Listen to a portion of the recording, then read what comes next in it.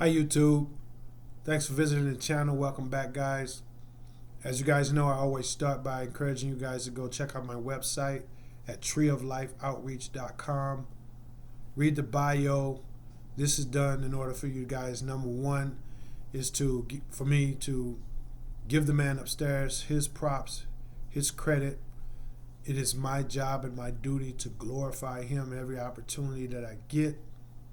And that's exactly what I do. So read the bio. You'll understand a bit better, or a lot better, as to why I begin each and every last one of my videos by referring you guys there. You can also familiarize yourself with the services that I offer, which consist of experiential philosophy, ISSA certified fitness training, youth and young adult mentoring and counseling, and inspirational and motivational speaking.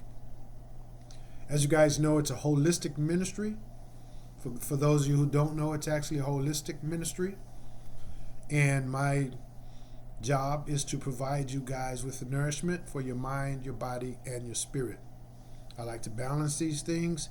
I like to synthesize these things, keep them in their proper balance.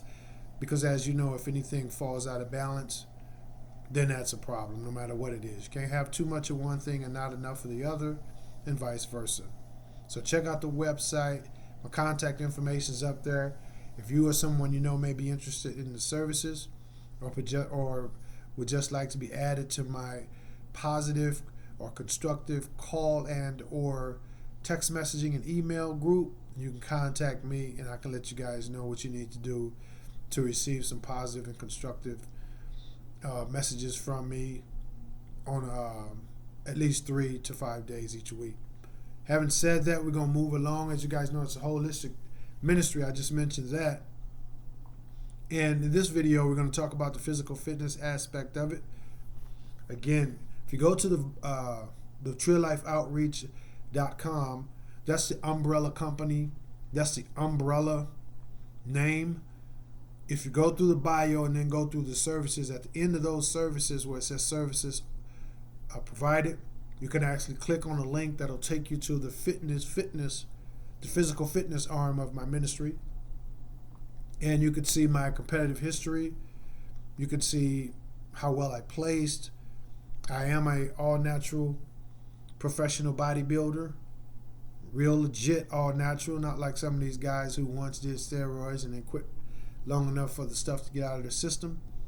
100% all natural. I promote all natural lifestyle and certainly all natural training. So again, we're going to touch on the physical fitness arm of the ministry today by talking to you guys about what my favorite exercise are for building proportionate and shapely quads, male or female. You want the babies to be proportionate, and you definitely want them to be shapely. So you don't want a man walking around with small, what we would call jokingly and kiddingly as female legs, and you don't want the female walking around with legs that are disproportionately big or small either. So having said that, I'm just going to jump right into it. Unfortunately though, guys, I do not have my camera. I have my cameras, but I don't know how to operate it. I'm not the computer guy. I'm looking to be brought up to speed on how I can film off my camera and then have it uploaded to YouTube from there. So if any of you guys know how to do that, you can make it simple for me, contact me. I'd appreciate it. Let me know what I can do to get that up and running. So until then, guys, I'm not convinced. As a matter of fact, I actually am convinced, but in a different way. I'm convinced that this camera here off my my laptop here, it's not going to suffice with regards to showing the exercises. But the moment I get my camera up and running and I can upload that video, you guys can look forward to me making some training videos where I'm actually performing these exercises, probably showing examples of them in videos, and then others giving examples while I'm actually working out. So there'll be a bit of both, but until then, all I can do is tell you guys about what my favorite exercises are, what's worked for me over the years. Again, I do not have all the answers. I'll be 54 here in about 2 months. Picked up my first set of dumbbells at the age of 10 and been working out with weights ever since. But I do not have all the answers. I'll be the first to admit that. I'm continuing to grow. I'm continuing to research and evolve as new information is brought forward in this particular field. As a matter of fact, in life, I'm looking forward to doing my research on that research and evolving with the times. Some things, no matter how much time comes and goes, they're always going to be what we call a universal truth. And some things change with times. What was good in 1958 might not be applicable here in 2020. What's good in 2020 may not be good in 2021. Having said that, some truths are universal. So 2 plus 2 is going to be 4 no matter how fast forward you go into the future or rewind into the past. 2 plus 2 is an eternal truth. It's going to always be 4. That's to say that I typically, outside of clients that I train for sports-specific training, but even with those, they get a little bit more of a modification of the exercises and whatnot to suit whatever it is, sports or activity that they're engaged in. Maybe they need to be a little bit more flexible. Maybe they need to be more powerful, more endurance, or what have you. Then I will modify the exercises and the routine to accommodate them in their sports-specific training. Even then, though, the 2 plus 2 analogy that I gave you is to say that I use good old-fashioned body building exercises. They've been 2 plus 2. They'll always be 2 plus 2 equaling 4. So they're not just good for bodybuilders, but they're actually good for, as you guys know, just building the body, period. Whether you're 16 or 65 or anywhere in between or above that and slightly below that, I use basic bodybuilding exercises. That's what's always worked for me. That's what's always worked for my clients. It worked for those who imparted their knowledge unto me, and it continues to be tried, tested, and proven. And it's my take on what works. There's more than one way to skin a cat. So this is my way. You're watching my video, so I'm going to go ahead and take that as a yes, you're interested in my concept or my philosophy on the matter. Again, look forward to the videos where I'm actually showing you guys the best way to perform these exercises, and look forward to the video where I'm actually performing these exercises myself in a real world workout. I don't know if the infection or whatever they're calling it, the virus, will have allowed for the gyms to open by then, but if not, I'll do them in the comforts of my living room, and you guys can look forward to me. Again, some videos I'll just be giving examples. Some videos I'll actually be doing a real training session for myself. So let's just jump right into it as far as what my number one recommendation is for building proportionate and appropriately shaped legs, entire body, entire lower body. So quads are typically the biggest thing. You got big quads, you got big legs, but not exactly, not in its entirety. You want to have your glutes proportionate. You want to have your hamstrings proportionate, and everybody likes those killer calves. So squats is one of my number one go-to. I prefer the hack squat. You can put a little bit more pressure on your quad, and you can also, depending on your foot placement while on that hack squat, you can also, if you go a little bit higher, you're going to focus more on the front quad a little bit better than you are going to if you're doing just regular squats. If you go a little bit lower, you're still going to target that front quad a little bit more than you're doing just regular squats. But you're going to be able to hit your hamstrings a lot. You're going to get your hamstrings to engage a lot more as well. So hack squat for quads, that's right up there at my number one. Depends on you, your own interest, your comfortability when doing these exercises.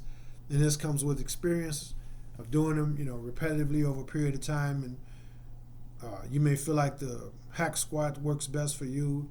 The traditional squat, not a huge fan of the Smith squats, but if that's all you can get to, and you can get the appropriate amount of weight on there, it can at least suffice. I don't know for how long though. So I'm not a huge fan of those. My number one recommendation, as previously stated, to hit those quads And all these basically are number one, guys. Like I said, it's just going to depend on you, your preference, your conditioning, your specific goals as an individuals, and I don't know if I already said it, but your flexibility, how low you can go. Are you comfortable balancing the weights? Do you need a little bit more assistance or whatnot with regards to training on your own, getting a trainer to spot you, and you may need a Smith machine after all. So all these exercises are number ones. I've used them repetitively over the years, and they've never failed me. They are literally 2 + 2 = 4. It's going to always be. So when I say number one, that's just, these aren't in any specific order. I just made a note to make sure that I hit them, and that just came out first, hack squats. Another awesome one that's going to target your quads, obviously, is going to be the standard squat, minus not the Smith squat. Okay, that's the regular barbell squats. Okay, you load that baby up. You if you're not familiar with how to do them, contact a certified trainer. Contact myself.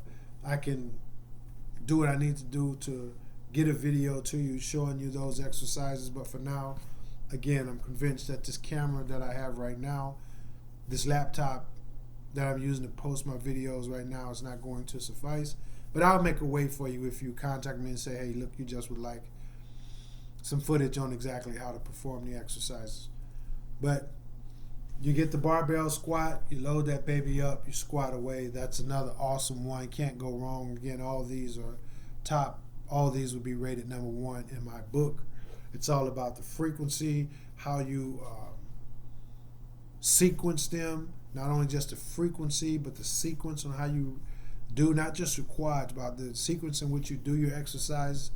I found out over the years makes an incredible difference, as opposed to just saying, well, you're going to do, say if we were talking arms, you're going to do some dumbbell curls, and you're going to do some hammer curls, and then some barbell curls or whatnot. Most people don't know that they get more out of their exercise if they were to strategically use a sequencing filter in which they say, I'm going to strategically put this first because I want to target on this part of my legs. So in order for me to target on that a little bit more, I'm going to put this before it, and then I'm going to put this exercise behind it. So it's going to depend on all those things with regards to which one of these actually becomes your favorite, but they're all my favorite. You can't miss whichever one you do more. It's just all about you knowing how and when to rotate them, and again, that sequencing. So you got the hack squat, you got the standard barbell squat. I'm a huge fan as well of lunges, both stationary and walking. In fact, if you're flexible enough, and your strength, your endurance, and your ability to perform the exercise appropriately, then I do a combo set where I'm doing a couple of stationary lunges, and then I'm walking off into a couple walking lunges. And I do that both with dumbbells, and I do those with barbells.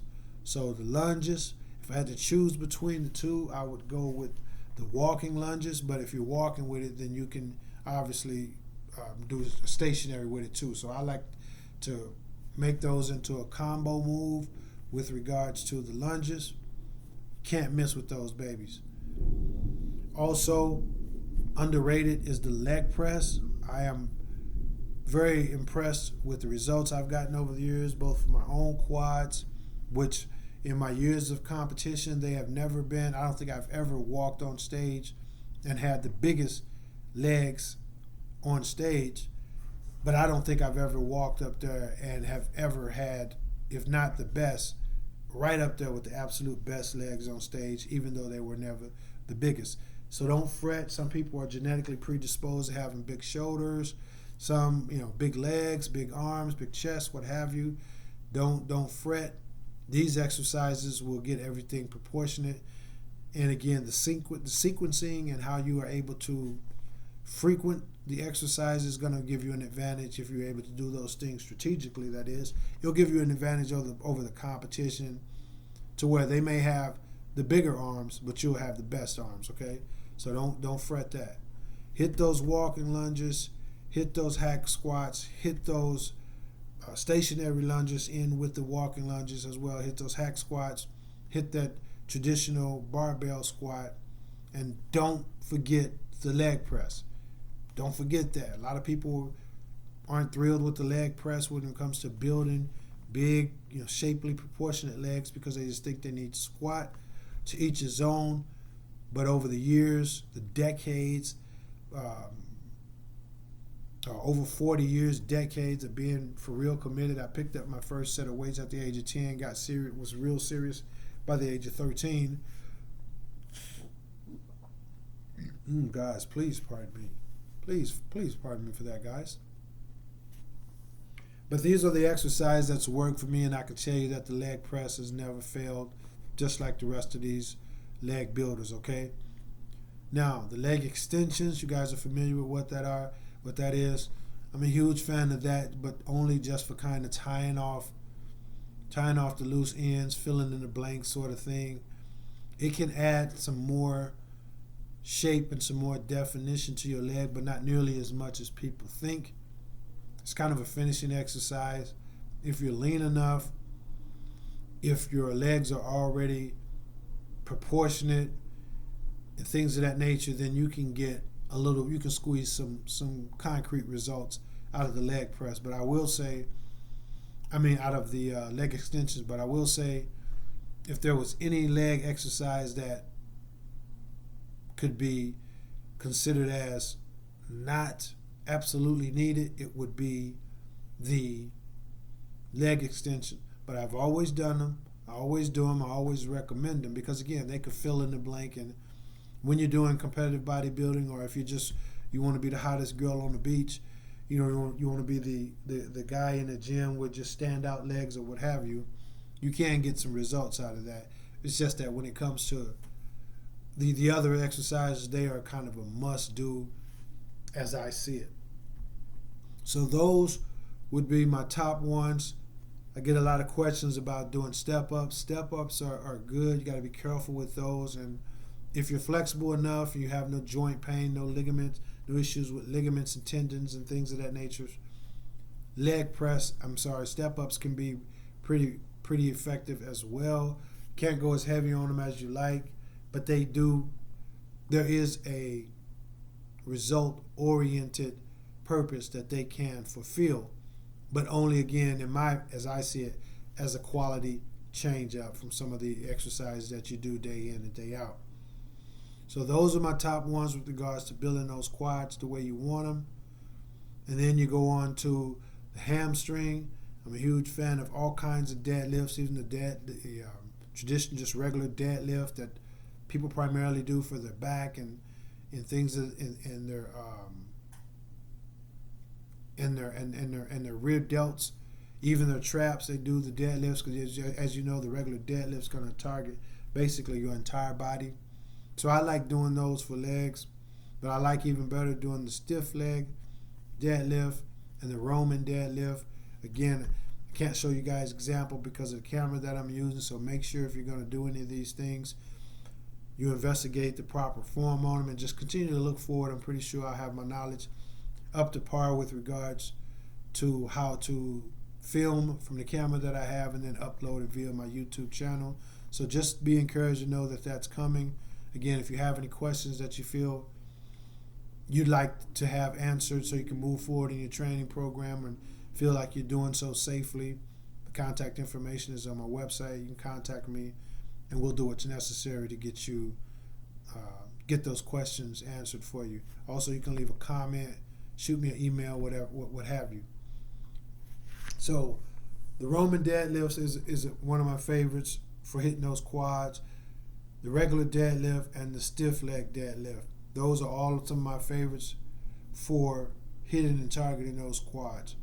In addition to that is my the lying leg curl, which some people call the horizontal leg curl, where you're lying on your stomach. You guys are familiar with it, and you're pulling that baby over. That's one of my favorite. Also, I'm a huge fan of the standing hamstrings, where you're standing up in the machine and you're pulling it one leg at a time. I love those.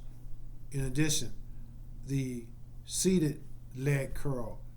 That's the one where you're sitting down there. Guys, please, again, I can't help but to ask for you guys apology, because I'd like to get up and show you the exercise that I'm talking about, but the camera view and it's not going to work. But just research them out, and I'm trusting that most of you guys are already familiar with these different exercises. Sometimes they go by different names depending on your geographical locations. Sometimes they're known strictly by the book name. Sometimes there's gym names. Sometimes there's old school names being thrown around. So just make sure you research the exercises so you know which one I'm talking about, as I try to describe it as best I can via this video here. There's a standing leg curl. You're standing up one leg at a time and pulling that baby back up towards your glutes, and that's one of my favorite as well. So you got the deadlifts, you got the regular traditional deadlift, which most people do for their back. I use that to target those hammies. You got the Roman deadlift, where your legs are bent a little bit. You got the stiff knee deadlift, where your legs are straighter and you're going a little bit further over while keeping good form. Those are some of my favorite. Then you have the seated leg curl, one of my favorite. You got the standing leg curls, one of my favorite. And these are a way for you to really get what we call fried legs and hams. So those are my top ones when it comes to hamstring. For glutes, again, you can go right back to that squat machine. You can do some plie squats, but getting deep into that pocket, deeper than you probably normally would get with doing regular squats, although some guys subscribe to the, I don't know if I can use a foul word on here, so some guys subscribe to the behind, they use the other word, behind to the grass. The word rhymes with grass, so they say bleep to the grass on every single squat. That's never been the way I've done it, not the way I've had my clients do it. But to each his own. If it works for them, I presume then that's why they're doing it. But I can only speak what works for me, what's worked for my clients, and what actually works in the real world for me personally and those whom I've trained over all these years. So for glutes, you can go right back to that baby, start nailing that baby out, getting in the pocket real deep with your squats. This is specifically for ladies who obviously want put more emphasis on their glute training than men do typically. So go right back over there after you finish your legs or however you got your routine working, and then get right back on that squat machine or that barbell squat, whatever it is, and get behind to the grass, and that can really be a powerful toner, shaper, as well as builder for those glutes. It's the same thing with the lying leg curl. That's a good one for your glutes. Again, this is some secrets right here. Most people don't know this. But yes, that lying leg curl in which you're targeting your hamstring, it's also going to do a number on your glutes. Your foot placement on that's going to play a key role, just like on the leg extension. Your feet placement is going to play a key role on the specific part of your quad it is that you're targeting. The same is going to be true when you're doing your lying leg curl. You got your feet placed at about shoulder width. That's going to hit your glutes for you. Again, it's the primary muscle being used is your glutes. Secondary muscle, as you know, your hams are tied right into your glutes or joined right into your glutes. So the secondary muscle group being used is your glutes. And if you have your legs placed at about shoulder width, that's going to hit your glutes right up the middle. If you have them close together, that's going to hit your outer glutes a little bit more. And if you have them wide apart, then that's going to hit your glutes a little bit more towards the center, the very inner of your glutes, right where the good Lord split you with regards to your glutes, and innocently speaking, of course. So that's a number one favorite. If you can get over there and get one of those actual glute trainers, excellent as well. The plie squats, excellent as well. All these exercises, again, guys, I'll be 54 in just here in a couple months, in a few weeks even. I picked up my first set of weights and began training at the age of 10 and got committed. And at the age of 13, did my first show and won, not braggadociously speaking, but just as for informative purposes. I did my first bodybuilding show at 17, and won the first show in its entirety. And I did 3 shows back to back, and I actually did 4 shows back to back, came in first in 3 and came in third in 1. And that was at that tender age and first time being on stage. Again, just for informative purposes, and I'm going somewhere with this. Stay with me. That's not to be braggadocious, just to inform you guys, because again, I'll be the first one to stand on the front line and say that I don't have all the answers. But the answers that I do have, guys, they are tried, they're tested, they're proven, they're refined, they're reliable, they're result-oriented, and they are safe. So be encouraged to know that. If you got any questions about anything regarding different exercises, fitness, or anything that I post a video about, you can always contact me. Perhaps sometimes on the video, I don't touch on the basis as precisely as I could and would with my clients or in person, okay? Or if you contact me. So know that. And again, for those, let's talk about those killer calves that everybody like. Again, if your leg is, you can't have proportionate legs if your if your calves are lacking. So you got to shape them babies in too. I'm a huge fan of all the different calf exercises. You name it. The donkey calf, where you're leaning over and you got some the bar or something on your back, or sometimes the old schoolers, they used to have a human being sitting on their back. The back is flat, feet is off the edge of some plates or the edge of a walkway or something, and they can really bend in deep. Donkey squats, donkey calf raises, standing machine calf raises, calves on the Smith machine where you have the bar there, calves on the regular squat machine. You have the barbell and your feet are going off the side of the plates that you've laid on the floor. The seated calf machine, the leg press for calf raises, all kinds of raises. And I use all the different angles: wide width, medium width, close width, toes straight forward, toes turned out, toes turned in. And by the way, that's the same way I do it on the leg extension when I'm using it for myself and or my clients, and the same thing with the lying leg curl for your hams and your glutes. Got feet in, toes out, and things of this nature. Just make sure it's comfortable for you, and don't fall into this myth that this is good form, this is perfect form. Yeah, there's a such thing as perfect form, but you personally might have to modify that personal form if it's just not comfortable for you. Everybody's different, and that perfect form may be textbook, but it may also be causing you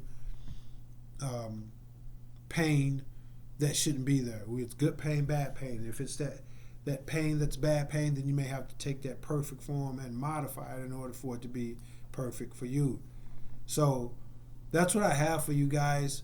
Again, I'm a huge fan of frequency. I'm a huge fan of intensity. I'm a huge fan of duration. And I'm a huge fan of sequencing the exercises. So that's my take on it, guys. Got any questions, any comments or concerns? Hit me up. Always like, subscribe, comment, and holler back. As always, guys, you know I end pretty much with the same thing that I start, which is, for me personally, it's all about love. It's all about uniting with those who are open-minded and really for real about being the best person they can be. You don't have to be perfect. I don't have to be perfect, but our goal should always be perfection. Let me be the best that I can be. And when we fall down, we know that that's a part of the journey. We get back up, then we dust ourselves off, and then we move forward. But the first thing we do is we get back up. So if there's somewhere in your life or along your journey that you may have fallen out of balance, Maybe you've fallen down. Maybe you've fallen down several times, quite a few times. Read that bio. Know that we all fall down. As a good book said, it's not how many times you fall, it's how many times you get back up. And if every time you fall, you just can will yourself to get back up, then that means at the end of the day, you'll end up with your feet being planted firmly on the ground, standing. So, love somebody, find somebody to love. Look to get people in your life that loves you, that you can love back. I did a video a little while ago about having a pet. You know, pets are always loving you. If you have a pet bird, it always loves you. It's always happy to see you. Doesn't care about what the bills are. Doesn't care about what the rumors are. Doesn't care how hot or warm it is. It doesn't care about anything. That pet wants to love you. And I also did a video about the consequences of one not having love in their life and the consequences of one not being able to be in a situation and around people where they can express love. So these things are important. These are the things that actually make us human. It's not our job. It's not our knowledge. It's not our information. It's not our bank account. It's none of those things. What makes us human is our ability to express and to receive love. So I do not know all of you guys, but I do love all of you guys. That is as real as it gets. And always remember, if you're not feeling good, if you're feeling bad, you're kind of in a funk with your emotions or whatnot. If you're feeling bad, I challenge you to go out and make somebody else feel good, and I promise you, you'll feel better. Now, if you're already feeling good, then it's your duty to go find somebody who's feeling bad, make them feel good, and then you go from feeling good to feeling phenomenal.